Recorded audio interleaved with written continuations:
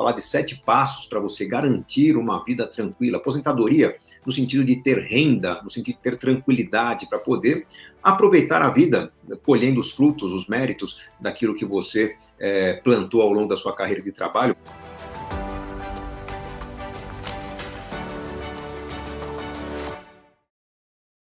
O primeiro pilar, ter consciência de que o INSS, a Previdência Pública, é sim uma estratégia importante dentro do planejamento. Para quem está começando um processo de formação de reservas financeiras, principalmente os mais jovens, essa contribuição para o INSS é importante. Por quê? Porque não só a renda que você terá na aposentadoria é importante, mas uma renda que pode ser necessária como um seguro-desemprego, uma renda, no caso em que você é obrigado a interromper seu trabalho por invalidez, uma situação de gestação, né? Então você tem a renda maternidade. Então, tem alguns elementos do seguro social que são importantes e por isso a gente considera importante o pagamento, nem que seja o pagamento mínimo. O segundo pilar, também bastante tradicional, é contar com os investimentos. A carteira de investimentos é a construção tradicional que nós podemos fazer para complementar aquela renda pífia, né, que não significa muita coisa para a maioria das pessoas, que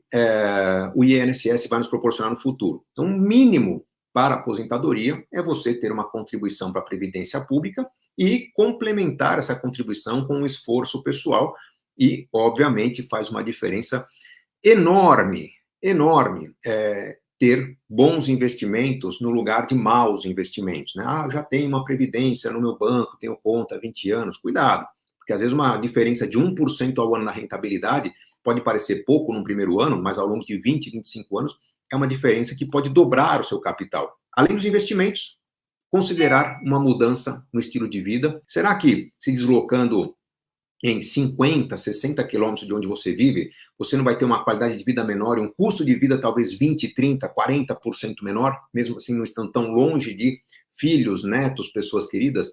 É algo a ser considerado. É rico não só quem tem mais, mas principalmente quem precisa menos. Se você precisar de menos no futuro, você vai ter uma situação mais tranquila em termos de aproveitamento do patrimônio que você tem, em termos de pressão para construir esse patrimônio. É bem interessante você entender que a vida permite ajustes interessantes quando você abre a mente e percebe que você não está fadado a morar para sempre onde você mora hoje. Você pode encontrar situações que proporcionam uma qualidade de vida muito mais interessante, às vezes uma distância não muito grande de onde você vive. O quarto ponto que eu quero colocar aqui, ele é um ponto que talvez no Brasil sofra uma certa resistência, mas que em outros países já está muito mais bem equacionado, não só em termos de consciência, mas em termos legais, e que talvez aconteça o mesmo no Brasil nos próximos anos, que é você usar a sua moradia como parte da sua previdência. Resistir à ideia de se desfazer do imóvel pode ser um erro bastante grande no seu planejamento. Por quê? Porque muitas vezes é comum as pessoas falarem que tem pouca reserva financeira. Poxa, eu acumulei algumas dezenas de milhares de reais no final da minha carreira, né? Tive problemas, questões de saúde, questões de imprevistos, a educação do meu filho, enfim, e a única coisa que eu tenho é meu imóvel. Usando o ponto anterior que eu citei, que é você rever o seu estilo de vida, você pode talvez considerar que a venda desse imóvel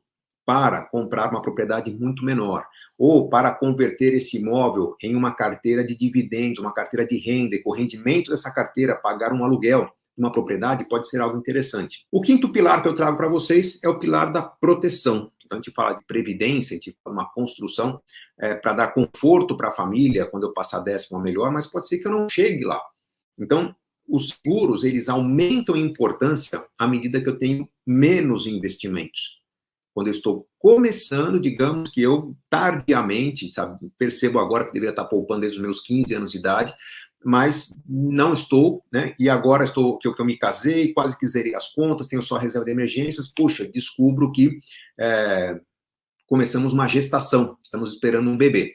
Para muita gente isso é um susto, é um problema, né? E talvez seja a maior dádiva da vida, né? Aquilo que dá mais significado para a nossa vida, não é para ser entendido como problema. Puxa, mas eu não tenho condições de garantir alguma coisa a mais para o meu filho. Bom, se você vai ter que trabalhar mais, principalmente para garantir uma boa educação, talvez até um passo antes do investimento seja você negociar um seguro de vida. Se você por alguma razão partir ou ficar inválido nos próximos anos, que tipo de proteção sua família precisa? Então você começa pagando o seguro de vida e, ao contrário do que muita gente pensa, você não vai aumentando o seguro de vida à medida que você aumenta a sua renda. É o contrário. O sexto ponto que eu quero colocar aqui é considerar o trabalho. A gente fala de aposentadoria como uma situação em que a gente quer parar de trabalhar. Se você deseja fortemente parar de trabalhar, esse é um sinal, para mim, mais do que evidente, de que você talvez esteja fora do equilíbrio ideal.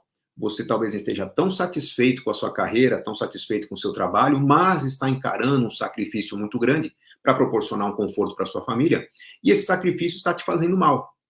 E como está te fazendo mal, você não vê a hora de acabar com isso, não vê a hora de se aposentar. Mas ao encerrar formalmente essa carreira, ao dar entrada no INSS e começar a receber o benefício, você está aposentado.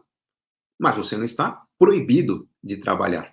Então considere que, ao se aposentar, você pode talvez sentir uma sensação bem desconfortável, num vazio muito grande, e você estar há 25, 30, 35 anos numa rotina de acordar, trabalhar, ser produtivo, receber seus prêmios, seu reconhecimento, aquele dia a dia dos colegas de trabalho, aquilo é uma forma de recompensa, e de repente você se vê no vácuo, né? Não tem trabalho, o que eu faço hoje? Vou ler um livro, vou ler um jornal, vou ligar para alguém? Essa sensação, ela tende à depressão, deixa as pessoas ansiosas. Então, talvez seja muito mais interessante você perceber que, diante do risco da ansiedade e da depressão, começar a se preparar com alguns anos de antecedência para uma outra atividade que não seja tão rentável quanto aquela carreira de especialista que você desenvolveu por 35, 40 anos, mas que te proporcione algum rendimento.